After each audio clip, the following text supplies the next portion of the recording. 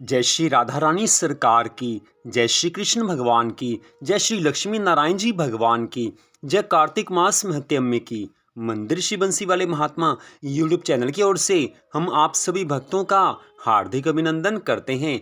आज हम आपको कार्तिक मास महत्म्य के 29वें अध्याय की परम सुंदर कथा को सुनाने जा रहे हैं। जैसा कि आप सभी जानते हैं कि कार्तिक मास का पावन समय चल रहा है और कार्तिक मास के केवल कुछ ही दिन शेष रह गए हैं। इन शेष बचे हुए दिनों में अगर श्रद्धा भावना से भगवान की भक्ति की जाए तो पूरे कार्तिक मास के व्रत के पालन का फल प्राप्त हो जाता है। भगवान की कृपा से ये मनुष्य का शरीर मिला है, लेकिन इसके बारे में कहा जाता है कि ये मनुष्य शरीर क्षण भंगुर है, अर्थात कब इसका नाश हो जाए कोई नहीं कह सकता। ये केवल प्रभु को पता है और किसी को इस बारे में मालूम नहीं है। तो जीवन का हर क्षण प्रभु की याद में बीते, ऐसे शुभ कर्म करते रहने चाहिए। संसार के सब कार्य करते हुए भगवान जी की याद बनी रहे, अपने जीवन को इस तरह से चलाना चाहिए। तो कार्तिक मास महत्म्य के 29वें अध्याय की कथा इस प्रकार है। बोल श्री राधा कृष्ण भगवान की जय। बोल कार्तिक मास महत्म्य की जय। श्री सूत जी महाराज शौनक आदि ऋषियों से आगे की कथा का वर्णन करते हुए कहने लगे हैं कि हे महर्षियों, भगवान वासुदेव श्री कृष्ण अपनी प्रियतमा सत्यभामा को ये कथा सुनाकर सायंकाल का संध्योपासन करने के लिए अपनी माता देवकी के भवन में चले गए हैं। इस पाप नाशक कार्तिक मास का ऐसा ही प्रभाव बताया गया है। ये भगवान विष्णु को सदा ही प्रिय है तथा सब प्रकार के भोग और मोक्ष रूपी फल प्रदान करने वाला है। रात्रि में भगवान विष्णु के समीप जागरण करना, प्रातःकाल स्नान करना, तुलसी की सेवा में संलग्न रहना, उद्यापन करना और दीप दान देना, ये कार्तिक मास के 5 विशेष नियम हैं। इन 5 नियमों के पालन से कार्तिक मास का व्रत करने वाला पुरुष पूर्ण फल का भागी होता है। वह फल भोग और मोक्ष देने वाला बताया गया है।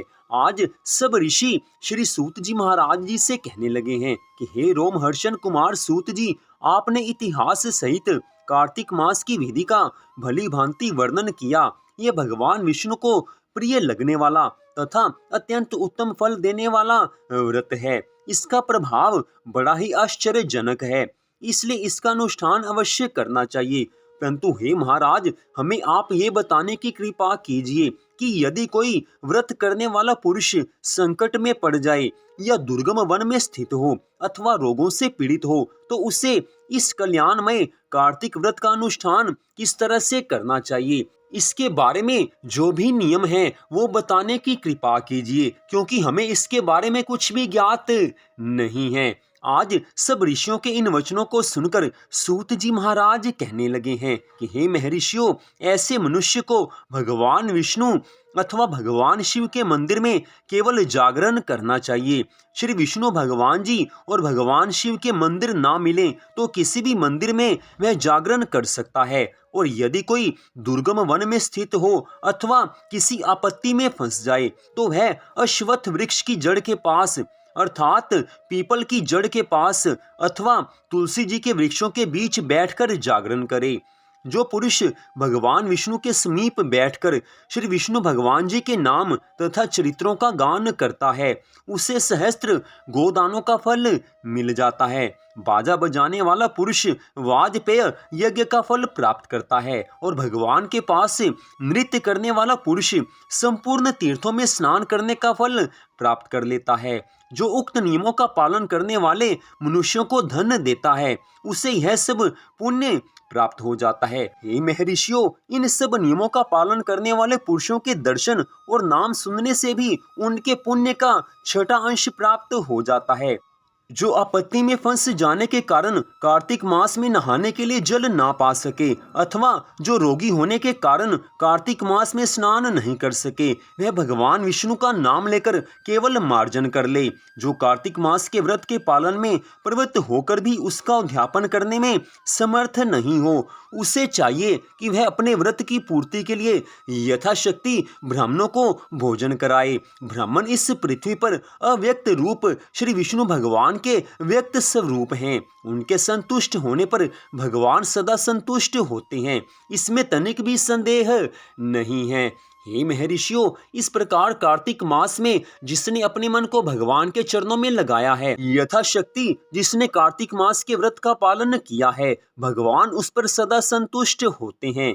जो स्वयं दीप दान करने में असमर्थ हो, वह दूसरों का दीप जलाए अथवा हवा आदि से उन दीपों की यत्न पूर्वक रक्षा करे। तुलसी वृक्ष के अभाव में वैष्णव ब्राह्मण का पूजन करें, क्योंकि भगवान विष्णु अपने भक्तों के हृदय में सदा ही विराजमान रहते हैं। भगवान तो अपने भक्तों से बढ़कर किसी और को कुछ नहीं मानते। भगवान ने बारंबार ये कहा है कि मुझे मेरे भक्त सबसे प्यारे हैं, मेरे भक्तों से बढ़कर मेरे लिए त्रिलोकी भर में कुछ नहीं हो सकता। अथवा हे ऋषियों, सब साधनों के अभाव में व्रत करने वाला पुरुष अपने व्रत की पूर्ति के लिए ब्राह्मणों, गौओं तथा पीपल और वट के वृक्षों की सेवा करे। ऐसा करने मात्र से श्री हरि विष्णु भगवान जी की अनंत कृपा प्राप्त हो जाती है और मनुष्य को कार्तिक मास के पूरे व्रत के नियम के पालन का फल प्राप्त हो जाता है।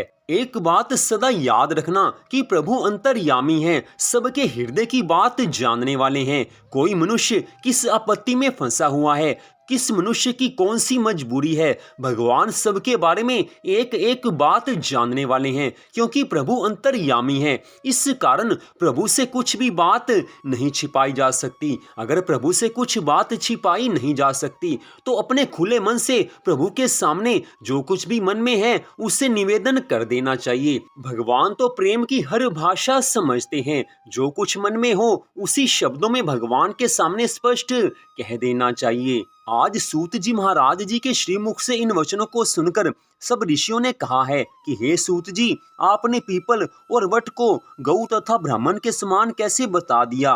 वे दोनों अन्य सब वृक्षों की अपेक्षा अधिक पूज्य क्यों माने गए हैं? ये कथा भी सुनाने की कृपा कीजिए। सब ऋषियों के इन वचनों को सुनकर श्री सूत जी महाराज कहने लगे हैं कि हे महर्षियों, पीपल के स्वरूप में साक्षात भगवान विष्णु ही विराजते हैं। इसी प्रकार वट भगवान शंकर का और पलाश ब्रह्मा जी का स्वरूप है।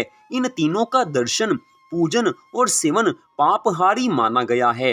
दुख, आपत्ति, व्याधि और दुष्टों के नाश में भी उसको कारण बताया गया है। यही कारण है कि पीपल और वट के वृक्ष की बहुत ज्यादा महिमा बताई गई है। तो इस प्रकार आज श्री सूत जी महाराज जी ने सब ऋषियों को कार्तिक मास के आगे की कथा सुनाई है। इस कथा में उन्होंने स्पष्ट कह दिया है कि मनुष्य की जैसी स्थिति, जैसी परिस्थिति हो, उसी के अनुसार भगवान की भक्ति कर लेनी चाहिए। आप सब जो ये कथा सुन रहे हैं, एक बात सदा याद रखना कि भगवान मनुष्य की केवल श्रद्धा भावना को देखते हैं। किसी भी व्रत में, चाहे वो कार्तिक मास का व्रत हो या चाहे कोई और व्रत हो, विधि के पालन में कुछ त्रुटि रह सकती है, क्योंकि मनुष्य जीवन में कोई न कोई गलती तो हम सब से हो ही सकती है।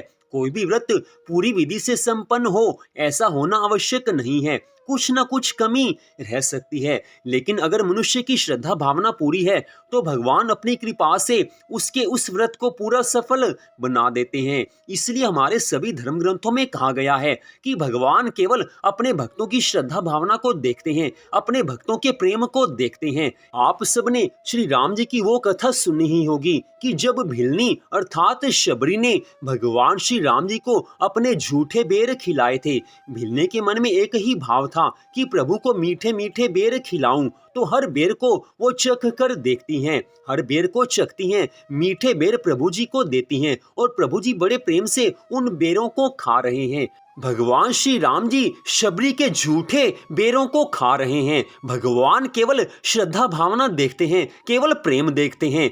प्रेम के बंधन में भगवान कुछ भी करने के लिए तैयार हो जाते हैं। अपने भक्त सुदामा के चरणों को भगवान श्री कृष्ण जी ने पखारा था। ब्राह्मण मित्र सुदामा के चरणों को भगवान जी ने अपने हाथों से धोया था, अपने आंसुओं से धो दिया था। भगवान तो अपने भक्तों की सदा रक्षा करने वाले हैं, अपने भक्तों पर कृपा करने वाले हैं। दूसरी ओर आप भगवान श्री कृष्ण जी की उस कथा में देखिए कि जब विदुरानी ने भगवान जी को मन ही मन पुकारा था, उस समय प्रभु श्री कृष्ण जी विदुरानी की कुटिया में आए हैं। विदुर जी और विदुरानी जी भगवान के नाम का संकीर्तन कर रहे हैं। विदुरानी ने जब देखा कि प्रभु आज साक्षात हमारी कुटिया में पधारे हैं, उस समय विदुरानी आज प्रेम में इतनी मगन है कि भगवान को केले के फल ना खिलाकर केले के छिलके खिला रही है। आज विदुरानी प्रेम में इतनी मगन है और ठाकुर जी प्रेम से केले के छिलके खा रहे हैं। विदुर जी ने देखा तो विदुर जी ने विदुरानी को टोक दिया कि अरे प्रभु को केले के छिलके खिला रही है। विदुरानी तो प्रेम में इतनी मगन है, लेकिन भगवान ने विदुर जी से कह दिया है कि मैं तो केवल विदुरानी के प्रेम को देख रहा हूँ। प्रेम के बंधन में आकर मुझे भी केले के फल और केले के छिलके में कोई अंतर नहीं नजर आता। आज ठाकुर जी ने स्पष्ट कह दिया है कि भगवान तो अपने भक्तों की प्रेम की भावना को देखते हैं, अन्यथा कोई ऐसी विधि कहीं नहीं लिखी कि भगवान को केले के छिलके खिलाए जाएं और भगवान प्रसन्न हो जाएं। लेकिन भगवान प्रेम के बंधन में बंधकर सब नियम तोड़ देते हैं। तो इसलिए कहा जाता है कि भगवान से पूरी तरह से मन लगाकर प्रेम करना चाहिए, श्रद्धा भावना पूरी होनी चाहिए। विधि में कभी कुछ गलती हो भी जाए तो भी प्रभु माफ कर देते हैं। तो आज की इस कथा का यहीं पर विश्राम करते हैं। अगले भाग में आप आगे की कथा सुन पाएंगे। तो मंदिर श्री बंसी वाले महात्मा यूट्यूब चैनल की ओर से आज की इस कथा को सुनने के लिए आप सबका हार्दिक धन्यवाद। भगवान श्री राधा कृष्ण जी की, भगवान श्री लक्ष्मी नारायण जी की कार्तिक मास महत्यम की अनंत कृपा सदा आप सब पर, आपके परिवार पर बनी रहे। इसी मंगल कामना के साथ जय श्री राधा रानी सरकार की, जय श्री कृष्ण भगवान की, जय कार्तिक मास महत्यम की। जय जय श्री राधे, जय जय श्री राधे, जय जय श्री राधे श्याम।